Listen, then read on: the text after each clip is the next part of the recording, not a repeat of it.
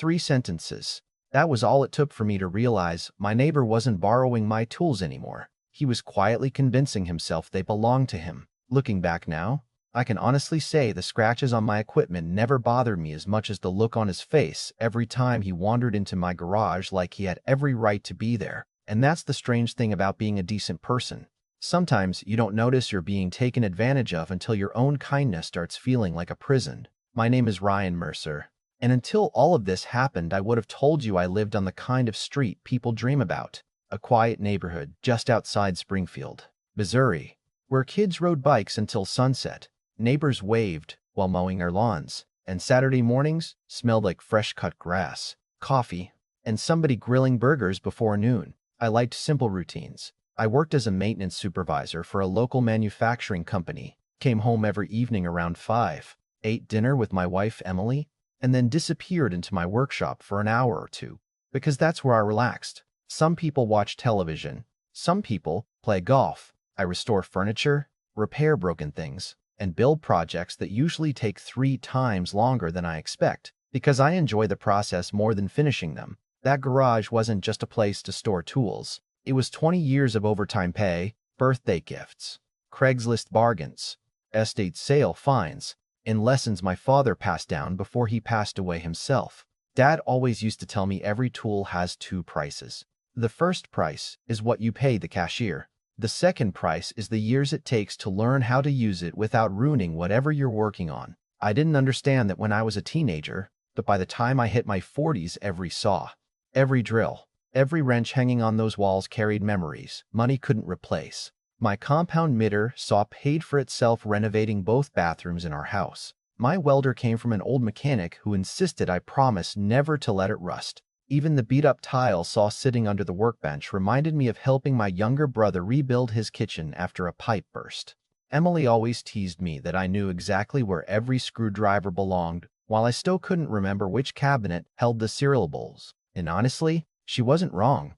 Then Trevor Collins moved in next door. And if you'd met him during those first few weeks, you probably would have liked him as much as I did. He was outgoing without being loud, friendly without seeming fake, the kind of guy who remembered your name after meeting you once. Before the moving truck had even finished unloading, he walked across the yard carrying a 6-pack, introduced himself with a smile, complimented my garage, and spent 20 minutes asking about woodworking like he had genuinely found someone who shared his hobby. I remember thinking our street had gotten lucky.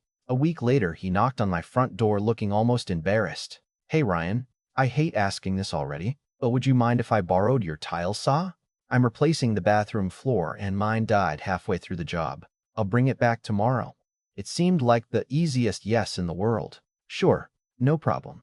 He thanked me 3 separate times before wheeling it across the driveway. Tomorrow came and went, then another day. Late Sunday evening, he finally rolled it back into my garage, smiled, handed me the handle, and said, "Sorry man, got busy." That would have been fine, except the saw looked like it had survived a construction site explosion. Thin set mortar had dried around the blade guard, grout dust coated the motor housing, the water tray was filled with gray sludge, and I spent nearly 45 minutes scraping hardened cement out of places cement should never have reached. Emily stood in the doorway watching me clean it.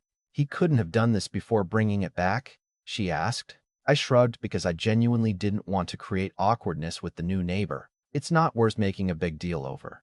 She leaned against the doorframe, crossed her arms, and said something that didn't really sink in until months later. "The first no is always easier than the 10th. I laughed. She didn't. A few days later, Trevor needed a ladder. The following weekend, it was my pressure washer. Then he needed my shop vacuum because drywall dust was everywhere. Then my rotary hammer. Then my heavy-duty extension cords. Every request sounded reasonable. Every promise sounded exactly the same. "I'll have it back tomorrow." Tomorrow slowly became sometime this week, then next weekend, then whenever I get around to it. Sometimes I'd pull into my driveway after work and see one of my own tools sitting in Trevor's yard while nobody was even home.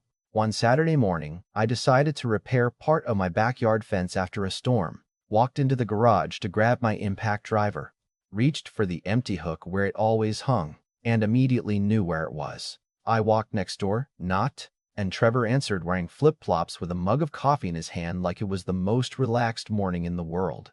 Before I could even ask, he glanced over his shoulder and laughed. Oh yeah, forgot I still had that. Forgot I... That word started showing up more often than thank you. Forgot the charger. Forgot the carrying case. Forgot the extra batteries. Forgot he'd loaned one of my extension cords to his brother without asking me first. Forgot to mention one socket had disappeared. I began noticing little things that were easy to ignore individually but impossible to ignore together. A 50-foot extension cord came back wrapped in electrical tape because the insulation had split somewhere along the line. My concrete mixer returned with enough dried cement inside the drum to throw the balance off every time it spun. A socket set came back missing 3 sizes that somehow always happened to be the ones I needed. One cordless battery had clearly spent the night sitting in the rain because the charging contacts were already beginning to corrode. None of those problems by themselves were disasters, but together they painted a picture I couldn't unsee. The most unsettling part wasn't even the damage anymore. It was Trevor's confidence. He slowly stopped asking if he could borrow something. Instead, he'd stand in my driveway, point toward my workshop, and casually say, "You using the table saw today? Not can I borrow it, just you using it?" As though the only question was whether I planned on getting in the way of his schedule. One evening, I walked into my workshop planning to start building a small bookshelf for my youngest daughter, looked around at the empty hooks where several tools should have been hanging, and realized I'd been rearranging my own weekends around someone else's projects for months. Emily found me standing there staring at the wall. "You okay?" she asked softly. I looked around the garage before answering. "I think I've organized my life around somebody who doesn't even live in this house." She nodded like she'd been waiting for me to finally say it out loud. "So, when are you gonna stop letting him treat your garage like it's his?"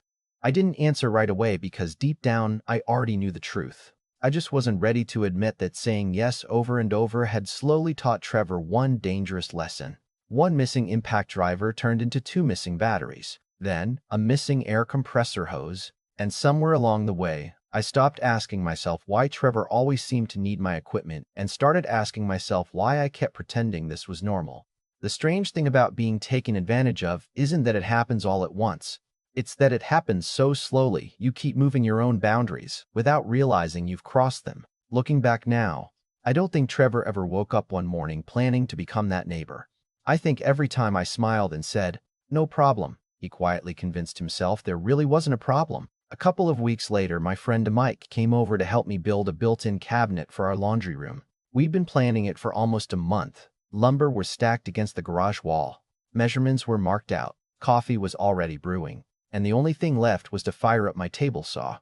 Except, it wasn't there. I stared at the empty space for a few seconds before I actually laughed, because somehow I already knew exactly where it had gone. Mike looked at me. "Don't tell me." I sighed. "Yep." He shook his head. "Ryan, you're kidding." We walked across the driveway together, and Trevor opened the garage before I even knocked. My table saw was sitting right in the middle of his workspace, covered in fresh sawdust. "Hey," he smiled. I was just finishing up. I looked at the saw, then back at him. "Trevor, I needed it today." He actually looked confused. "Oh, you never said that?" I blinked. "It's my table saw." There was an awkward silence before he shrugged. "Give me another hour?" Mike didn't say a word until we got back to my garage. Then he looked straight at me and asked, "Why are you asking permission to use your own stuff?" That question stayed with me the entire weekend because he was right. Somehow the conversation had shifted from Trevor asking to borrow my tools to me negotiating when I could use them myself. That wasn't borrowing anymore. That was possession. Sunday evening, I sat down at my workbench, grabbed a spiral notebook from the junk drawer, wrote today's date across the top of the first page, and started documenting everything. Tool, date borrowed, date returned, condition before, condition after, missing parts, estimated repair cost. It felt ridiculous at first, almost petty, but something inside me said I needed a record because memory has a funny way of becoming unreliable whenever someone keeps insisting nothing happened. Emily walked into the garage while I was writing. "What's that?" she asked. I turned the notebook toward her. "Insurance. Just in case," she smiled. "About time." Over the next 3 months, that notebook filled faster than I expected. Circular saw. Returned 6 days late. Blade warped. Extension cord. Insulation damaged. Nail gun. Jammed with the wrong size nails. Shop vacuum. Filter missing. Concrete mixer. Dried cement inside drum. Socket set. 3 sockets gone. Cordless drill. Chuck wobbling after being dropped. One entry after another. 37 separate borrowings. Some lasted a day. Some lasted nearly 2 weeks. The total estimated damage quietly climbed until one Saturday morning I added the numbers with a calculator and stared at the final total. $648. I actually recalculated it because I thought I'd made a mistake. I hadn't. That afternoon, Trevor wandered over carrying a lawn chair under one arm like he was coming over for a barbecue. Hey, you using your generator next weekend? I looked up from the workbench without smiling. Yeah, he paused. Oh, okay. Then he pointed toward my pressure washer. What about that? I'm using that too. He laughed awkwardly. Busy weekend, huh? I nodded. Very. It was the first time I'd ever told him no, and I swear he looked more surprised than disappointed. He stood there another few seconds waiting for me to change my mind. When I didn't, he simply walked away. Emily watched through the kitchen window. How'd that feel? She asked later. Honestly, I said. Weird. Good weird? No. Guilty weird. She reached across the table and squeezed my hand. That's because decent people usually feel guilty for enforcing boundaries. People who take advantage of them don't. Those words sat with me for days. Then came the moment that changed everything. It was a Thursday evening, raining hard enough to rattle the gutters. Emily and I had gone out for dinner to celebrate our anniversary. Nothing fancy, just the little Italian place we'd been visiting since we were dating. We got home around 9, and as I walked through the garage, something immediately felt off. One cabinet door wasn't fully closed. At first, I thought I'd forgotten to latch it, but then I noticed muddy footprints on the concrete floor leading toward the back workbench. I froze. Emily looked at me. What's wrong? I didn't answer. I walked over to the cabinet and opened it. My framing nailer was gone. So was a brand new laser level still inside the box? For a second, I honestly wondered if I'd moved them somewhere else. Then I remembered the security cameras I'd installed 6 months earlier after a package theft down the street. I went straight into the house, pulled up the footage, and rewound to that afternoon. At exactly 3:17 p.m., Trevor walked into my driveway carrying nothing. He looked around once, tried the side garage door, found it unlocked because I'd been expecting a delivery, stepped inside, stayed there for just under 4 minutes, and walked back out carrying both cases. No phone call, no text, no knock on the front door. Just walked in like the place belonged to him. Emily stared at the screen in complete disbelief. Ryan. I couldn't even answer because something inside me had finally snapped into place. Up until that moment, I'd been telling myself this was all a misunderstanding between neighbors. The second I watched him enter my garage while nobody was home, it stopped feeling like borrowing and started feeling exactly like what it was. Unauthorized entry. He hadn't forgotten to ask. He had decided he didn't need to. The following morning, I replaced every lock in the garage, installed a keypad on the side entrance, and moved every expensive tool into locking cabinets. Then I spent nearly 4 hours organizing the notebook into something much more formal. I attached receipts where I still had them, printed photographs of damaged equipment, listed replacement costs, added dates beside every single entry. When I finished, the notebook looked less like a diary and more like evidence. That afternoon, I sat at my computer and drafted a certified demand letter. It wasn't emotional. It wasn't angry. It simply listed the documented damage, requested reimbursement for $648, demanded the immediate return of every remaining tool in his possession by 5 o'clock Friday evening, and informed him that any future entry onto my property without permission would be treated as trespassing. I printed 2 copies, signed both, mailed one certified with return receipt requested, and placed the other inside a folder beside the notebook. Around 4 o'clock that same afternoon, Trevor marched across the lawn holding the unopened green certified mail envelope in one hand. His face was already red before he reached my porch. Seriously, he said. A legal letter? Between neighbors? I stayed calm. Did you read it? I don't need to read it. This is ridiculous. Open it. He didn't. Instead, he stepped closer and shook the envelope at me. You always said yes. I nodded slowly. I used to. So what's changed? I looked him directly in the eye for the first time in months and answered quietly. The part where you stopped asking. He rolled his eyes. Come on, Ryan. We're friends. Friends knock before they enter somebody else's garage. His expression changed, just a little. What are you talking about? I let the silence hang there for a moment before saying the one sentence that drained every ounce of confidence from his face. The security cameras recorded everything. Trevor's mouth opened, like he already had an excuse ready, but nothing came out. For the first time since I'd met him, the confidence disappeared. He looked past me toward the garage, then back at the envelope in his hand, almost like he was hoping this was some kind of bluff. "Camera?" he finally asked. I nodded. "Two of them, one facing the driveway, one inside the garage." He laughed once, but it sounded forced. "I was borrowing the nailer without asking. I knew you'd say yes. You didn't give me the chance." He stared at me for several long seconds before muttering, "Come on, man. Don't make this into something bigger than it is." I shook my head. "I didn't make it bigger. You did the moment you decided my garage didn't need my permission anymore." He stood there another minute, searching for an argument that never came, then turned around and walked back across the lawn without another word. I honestly expected him to cool off for a day or two and come back pretending nothing had happened. But instead, the next phone call came from someone I barely knew. His wife, Laura. Her voice sounded exhausted before she even introduced herself. "Ryan, I'm really sorry to bother you. Trevor told me there was some disagreement about tools." I let out a slow breath. "It's a little more than a disagreement." I figured. There was a pause. "Can you tell me what actually happened?" I didn't exaggerate. I didn't raise my voice. I simply walked her through everything: the months of borrowed equipment, the damaged tools, the notebook, the receipts, the certified letter, and finally, the camera footage showing Trevor entering my garage while Emily and I were out. She stayed quiet the entire time. When I finished, she sighed so heavily I could almost picture her rubbing her forehead. "Ryan, I am so sorry." That sentence carried more sincerity than anything Trevor had said in 8 months. He told me everyone on the street shared tools all the time. Sharing usually involves asking. "I know." Another long silence followed before she asked, "If we make this right, can we avoid turning it into something legal?" I thought about it for a moment, because the truth was, I didn't want revenge. I wanted my workshop back. I wanted my peace back. More than anything, I wanted to stop feeling anxious every time I looked at an empty hook on my own wall. "Everything comes back," I said. "Every tool, every accessory. $400 toward the documented damage. And this never happens again." She answered almost immediately. "Done."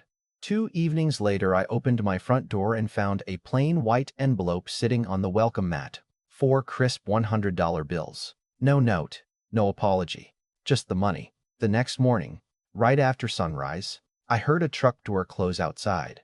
I looked through the front window and saw Trevor making trip after trip between his pickup and my driveway. He never knocked. He never rang the bell. He simply carried each tool over one at a time and placed it neatly inside the garage. What caught me completely off guard wasn't that everything came back. It was how everything came back. Every single tool had been wrapped individually in thick, moving blankets, secured with packing tape like fragile museum pieces. The tile saw looked like it was being shipped across the country. The table saw was covered so carefully you'd think it was an antique.